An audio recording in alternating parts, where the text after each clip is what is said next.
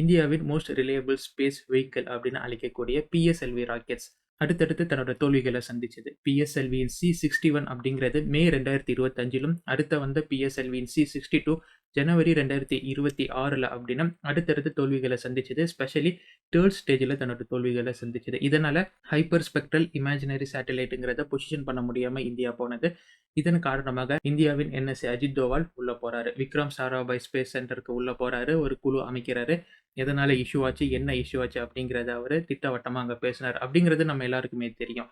But அதற்கான விடை இப்ப கிடைச்சிருக்கு அப்படின்னு அதிகாரப்பூர்வமாக செய்திகள் கிடைச்சிருக்கு. பாசிபிளி 3வது ராக்கெட் லான்ச் அப்படிங்கிறது வெற்றிகரமாக இருக்கும் அப்படின்னு சொல்லப்பட்டது, எதிர்பார்க்கப்படுது. இது ஒரு செய்தி. இன்னைக்கான காணொலியில் நம்ம என்ன பார்க்க போறோம் அப்படின்னா, இந்தியாவின் BMDயின் ஃபேஸ் 2 வெற்றிகரமாக சோதனை செய்யப்பட்டிருக்கு வித் AD-1 இன்டர்செப்டார். நம்ம எல்லாருக்குமே தெரியும், இந்தியா ஏற்கனவே சுதர்ஷனா சக்ரா அப்படிங்கிற ஒரு ப்ரோக்ராம் மூலியமாக இஸ்ரேலின் அயன் டோம் மாதிரி இந்தியாவுக்கான ஒரு டோமை உருவாக்கிட்டு இருக்கிறாங்க அப்படின்னு. அதே பேட்டர்ன்ல இருக்கக்கூடியது தான் இந்த இந்தியாவின் BMD programme, ballistic missile programme அப்படின்னு சொல்லக்கூடியது. இதுல இந்தியா அடைந்திருக்கும் வெற்றி இந்தியாவின் நியூக்ளியர் டாக்டரினுக்கு உறுதுணையாக இருக்கக்கூடியது. ஸோ BMDனா என்ன, ஃபேஸ் 1னா என்ன, ஃபேஸ் 2னா என்ன, BMD எப்படி செயல்படுது, இந்தியா எதிரிகளுக்கு என்ன சொல்ல வராங்க அப்படிங்கிறத இன்னைக்கான காணொலியில நாம பார்க்க போறோம். ரொம்ப முக்கியமான காணொலி இந்தியாவின் பாலிஸ்டிக் மிசைல் டிஃபென்ஸ் ப்ரோக்ராமை பத்தினது. ஆயுதம் அறிவோம் அப்படிங்கிற நம்ம தமிழ் டிஃபென்ஸ் டிகோட் சேனலுக்கு உங்களை வரவேற்கிறேன். Let's dive into BMD phase 2.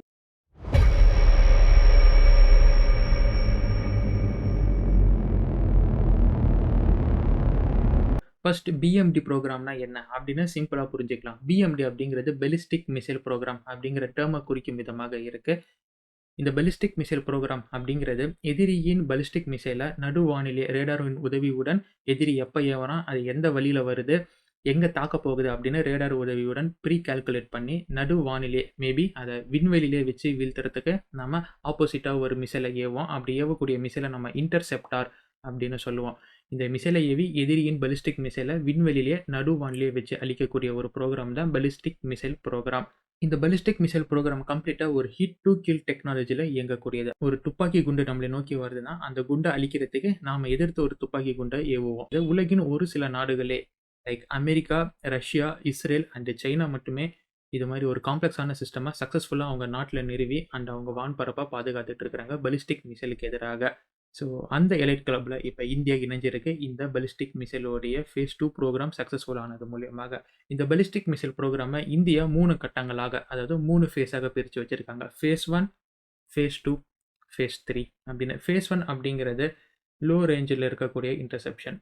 Face 2 அப்படிங்கிறது மீடியம் ரேஞ்ச். ஃபேஸ் 3 அப்படிங்கிறது long range, which means hypersonic vehicles and hypersonic மிசைலை எதிர்க்கும் விதமாக உருவாக்கப்படக்கூடியது தான் ஃபேஸ் 3. BMDயின் ஃபேஸ் 1 ப்ரோக்ராம் ஏற்கனவே இந்திய ராணுவத்தில் இணைக்கப்பட்டு அண்ட் ஆப்ரேஷனலாக இருக்கு. இந்தியாவின் மும்பை மற்றும் டெல்லி மாதிரியான ஏரியாக்களை இது இப்போ சக்ஸஸ்ஃபுல்லாக பாதுகாத்துக்கிட்டு இருக்கு. சுமார் 2000 கிலோமீட்டர் வரை பாயும் இந்த ஏவுகணையை கொண்டு ஷார்ட் ரேஞ்ச் இன்கமிங் மிசைல்களை வெற்றிகரமாக இன்டர்செப்ட் பண்ண முடியும். இதில் பயன்படுத்தியிருக்கக்கூடிய மிசைல்ஸ் அப்படிங்கிறது PAD, Prithvi air defence system, which is exo atmospheric interceptor, வளிமண்டலத்துக்கு வெளியே வச்சு தாக்கக்கூடியது. And AAD, Ashwin air defence system, இது எண்டோ அட்மாஸ்பியரில் வச்சு தாக்கக்கூடியதாக இருக்கும். அதாவது வளிமண்டலத்துக்குள்ளே வச்சு எதிரியின் ஏவுகணையை சுமார் 2000 கிலோமீட்டரில் வச்சு இன்டர்செப்ட் பண்ணக்கூடியதாக இருக்கும். இதோடைய ரேஞ்ச் அப்படிங்கிறது 2000 கிலோமீட்டர். 2000 கிலோமீட்டர் அந்த ரேடியஸ்க்குள்ள ஒரு மிசைல் உள்ள வரும்போது இது தன்னோட இன்டர்செப்ஷனை பண்ணும் வெற்றிகரமாக with the help of powerful radars. இந்த ஃபேஸ் 1 குறிப்பாக பாகிஸ்தானுடைய ஃபத்தா சீரிஸ் மிசைலுக்கு எதிராகவும் பாகிஸ்தானுடைய பாலிஸ்டிக் மிசைல்களுக்கு எதிராகவும் அந்த அச்சுறுத்தலுக்கு எதிராகவும் உருவாக்கப்பட்டு டிப்ளாய் செய்யப்பட்டிருக்கு. இதுவே நம்ம சீனான்னு எடுத்துக்கிட்டோம்னா ஃபேஸ் 1 இந்த 2000 கிலோமீட்டர் ரேஞ்ச் அப்படிங்கிறது சுத்தமாக பத்தாது. டீப் டெரிட்டரியிலிருந்து இந்தியாவுக்கு எதிராக மிசைல்களை ஏவுனா கம்ப்ளீட்டாக அவனோட பாலிஸ்டிக் மிசைல்ஸ் இந்தியாவின் கம்ப்ளீட்டாக கவர் பண்ணி அழிக்கக்கூடியதாக இருக்கும். அந்தளவுக்கு பவர்ஃபுல் அண்ட் கேப்பபிள் ICBMஸை அவன் வச்சிருக்கான். அதற்காக தான் நம்ம போகக்கூடியது phase 2, which is 5000 kilometre range missiles are interceptors அப்படின்னு சொல்லலாம். இப்போ நம்ம DRDO ஒரிசா கடற்கரையில் இருக்கக்கூடிய அப்துல் கலாம் தீவில் இருந்து சோதனை செய்யப்பட்டது இந்த BMD ஃபேஸ் 2ல இருக்கக்கூடிய AD-1 அப்படிங்கிற இன்டர்செப்டாரை தான், வித் லைவ் ஃபயரிங்கோட அண்ட் லைவ் டெஸ்டிங்கோட. ஒரு சில ஊடகங்கள் என்ன சொல்கிறாங்கன்னா, இந்த ஃபேஸ் 2 AD-1 கூடயே ஃபேஸ் 1ல இருக்கக்கூடிய AAD மற்றும் PADயும் இன்டகிரேட் பண்ணி லைவாக சோதனை பண்ணியிருக்காங்க அப்படின்னு சொல்லிடுறாங்க. அது அஃபிஷியலாக கிளைம் செய்யப்படல. இந்த இன்டர்செப்டாருக்கு எதிராக உண்மையான ஒரு பாலிஸ்டிக் மிசைலை ஏவி அந்த உண்மையான பாலிஸ்டிக் மிசைலை இந்த AD-1 இன்டர்செப்டார் இன்டர்செப்ட் பண்ணியிருக்கு அப்படிங்கிறது அதிகாரப்பூர்வ தகவலாக இருக்கு. இந்த AD-1 இன்டர்செப்டார் அப்படிங்கிறது சுமார் 5000 கிலோமீட்டர் ரேஞ்ச் கொண்டது அண்ட் 2 ஸ்டேஜ் சாலிட் மோட்டார் இதில இருக்கு. விச் மீன்ஸ் ஏவுன ஒரு சில வினாடிகள்லயே அது ஃபுல் த்ரஸ்ட் குடுத்து ஹை ஸ்பீட தன்னால அச்சீவ் பண்ண முடியும். And advanced seeker and guidance system இதில இருக்கு.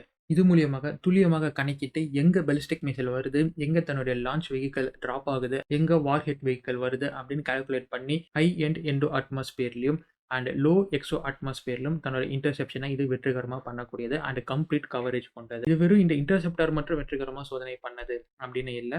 இது கூடவே ஒர்க் பண்ணக்கூடிய powerful radars, electro optical systems and telemetry centres எல்லாமே துல்லியமாக செயல்பட்டு அக்யூரேட்டாக டேட்டா கொடுத்து இந்த AD-1 இன்டர்செப்டார் லைவ் பாலிஸ்டிக் மிசைலுக்கு எதிராக செயல்பட்டிருக்கு அப்படிங்கிறது தான் விஷயமாக இருக்கு. ஸோ கம்ப்ளீட் இன்டகிரேஷன் பார்ட் வெற்றிகரமாக இருக்கு. ஏற்கனவே சொன்ன மாதிரி ஃபேஸ் 1 கூடயும் இது சோதனை செய்யப்பட்டிருக்கு இன்டகிரேட் பண்ணி அப்படிங்கிறத நீங்க நினைவுல வச்சுக்கோங்க. இந்தியாவுக்கு சீனா கிட்ட இருந்து அச்சுறுத்தலா இருக்கக்கூடிய பாலிஸ்டிக் மிசைல்ஸ் அப்படின்னு பார்த்தா டாங்ஃபெங் மிசைல்ஸ் DF சீரிஸ்ல இருக்கக்கூடிய 21 அண்ட் 26 சீரிஸ் மிசைல். இந்த DF-26 மிசைல் அப்படிங்கிறது long range ballistic missiles with nuclear warhead capable. இதை ஷார்ட்டா குவாம் கில்லர் அப்படின்னு சொல்லுவாங்க. அதாவது குவாம்ல இருக்கக்கூடிய அந்த அமெரிக்க நிலைகளுக்கு எதிராக அமெரிக்க போர்க்கப்பல்களுக்கு கேரியருக்கு எதிராக உருவாக்கப்பட்டது அப்படின்னு சீனா கிளைம் பண்ணக்கூடிய இந்த DF-26 அண்ட் DF-21 இந்தியாவுக்கு மிக அச்சுறுத்தலான ஒரு பாலிஸ்டிக் ஏவுகணையாக இருக்கு. Intermediate range ballistic missiles. Suppose இதை டீப் சைனால இருந்து அவங்க இயக்குனாங்க அப்படின்னா இந்தியாவின் மொத்த பகுதிகளையும் அவங்களுடைய தாக்குதல் வரம்புக்குள்ள கொண்டு வர முடியும். இதற்கு ஒரு வலிமையான பதிலடி மற்றும் இன்டர்செப்டார் இந்தியா கிட்ட இருக்கான்னு கேட்டா இது நாள் வரை இல்லை. பட் இப்போ இந்த AD-1 உடைய சக்ஸஸ்ஃபுல் ட்ரையல்ஸ் மூலியமாக அதற்கான வலுவான பதில் இந்தியா கிட்ட இருக்கு அப்படிங்கிறத இப்போ சீனா உணர்ந்திருப்பாங்க அப்படின்னு நம்ம நம்பலாம். ஒரு போர் சூழல் எடுத்துக்கோங்களேன். சப்போஸ் சீனா இந்த DF-21 அல்லது DF-26 இந்தியாவுக்கு எதிராக இயக்குறாங்க அப்படின்னு எடுத்துக்கிட்டிங்கன்னா, அது இந்தியாவை வந்து தாக்கும். இந்தியாவை தாக்குன பிறகு தான் இந்தியா அதற்கு பதிலடி கொடுக்க முடியும். அதாவது பாலிஸ்டிக் மிசைல் இருக்கு. அதை நமக்கு எதிராக போட்டா நாம பதிலுக்கு அக்னி மாதிரியான லாங் ரேஞ்ச் பாலிஸ்டிக் மிசைல் அவனுக்கு எதிராக போட முடியும். பட் அக்னி அவனால தடுக்கிறதுக்கு சான்ஸ் இருக்கு. பட் DF சீரிஸ்ல இருக்க 21, 26 தடுக்கிற சான்ஸ் நம்மகிட்ட ரொம்ப குறைவா இருக்கு. இதுதான் இத்தனை நாளா இருந்த வித்தியாசம். பட் இப்போ அந்த வித்தியாசம் சமமாயிருக்கு AD-1 இன்டர்செப்டார் மூலியமாக. அதே நேரத்தில் இந்தியாவின் நியூக்ளியர் பாலிசி அப்படின்னு பார்த்தீங்கன்னா ஃபர்ஸ்ட் ஸ்ட்ரைக் பாலிசி அப்படிங்கிறது இல்லை, செகண்ட் ஸ்ட்ரைக் பாலிசி அப்படின்னு சொல்லக்கூடியது. விச் மீன்ஸ் நாம் ஒரு நாட்டுக்கு எதிராக முதற்கட்ட அணு ஆயுத தாக்குதலை முன்னெடுக்க மாட்டோம். எதிரி நாடு நமக்கு எதிராக ஒரு அணு ஆயுத தாக்குதலை நடத்தினானா அதற்கு பதிலடி தரும் வகையில் நம்ம 2ஆம் கட்ட பதிலடி தாக்குதல் அப்படிங்கிறது அணு ஆயுத தாக்குதலாக நம்ம கொடுப்போம். இதுதான் இந்தியாவுடைய நியூக்ளியர் பாலிசியாக இருக்கு. செகண்ட் ஸ்ட்ரைக் டாக்ட்ரைன் அப்படின்னு சொல்லுவோம் இதை. இதோடைய விளைவு என்ன அப்படின்னா இந்தியாவுக்கு எதிரான ஒரு முக்கியமான நகரங்களோ இல்லை ராணுவ கிடங்கோ ஆயுத கிடங்குலையோ தன்னோட நியூக்ளியர் ஸ்ட்ரைக்கை பண்ணானா செகண்ட் ஸ்ட்ரைக் பண்ணும் அளவுக்கு நம்ம கிட்ட டைம் இருக்கா, மிசைல்ஸ் இருக்கா அப்படிங்கிறது கேள்விக்குறி. ஏன்னா அக்னி லோட் பண்ணக்கூடிய சிலோஸ் இல்லை முக்கியமான சென்டர்ஸ் அவன் அடிச்சானா பதிலுக்கு நம்ம செகண்ட் ஸ்ட்ரைக் பண்ணக்கூடிய இடங்கள் இருக்குமா? அவனுடைய ஃபர்ஸ்ட் ஸ்ட்ரைக் சப்போஸ் முக்கியமான இந்த ரேடார் சென்டர்ஸோ இல்லை கமாண்ட் சென்டரோ இருந்தால் நம்மளால செகண்ட் ஸ்ட்ரைக்கே பண்ண முடியாது. ஒரு வர்ஸ்ட் கேஸ் சினாரியோவாக இருக்கும். ஒரு லாங் ரேஞ்ச் இன்டர்செப்டார் நம்ம கிட்ட இருந்துச்சுன்னா அவன் தன்னோட ஃபர்ஸ்ட் நியூக்ளியர் ஸ்ட்ரைக் ஆரம்பிச்சுன்னா நம்ம நடுவானிலே அதை இன்டர்செப்ட் பண்ணி இவன் ஃபர்ஸ்ட் ஸ்ட்ரைக் நமக்கு எதிராக ஆரம்பிச்சிருக்கான். ஸோ வெற்றிகரமாக நம்மளால செகண்ட் ஸ்ட்ரைக்கை 100% நம்மளால கொண்டு போக முடியும்.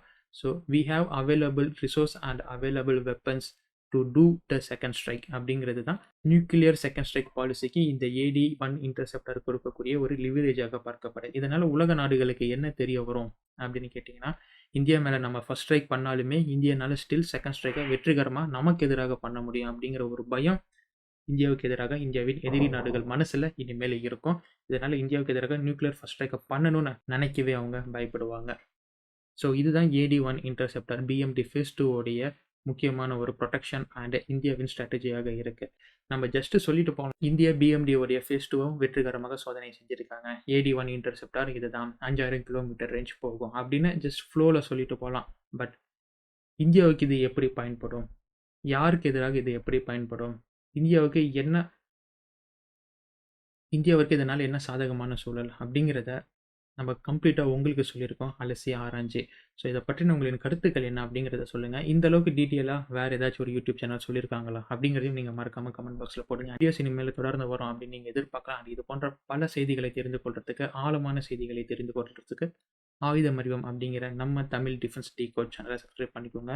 Until it's signing off from ஆயுதம் அறிவோம் and stay tuned for next video, my dear friends. நன்றி, வணக்கம்.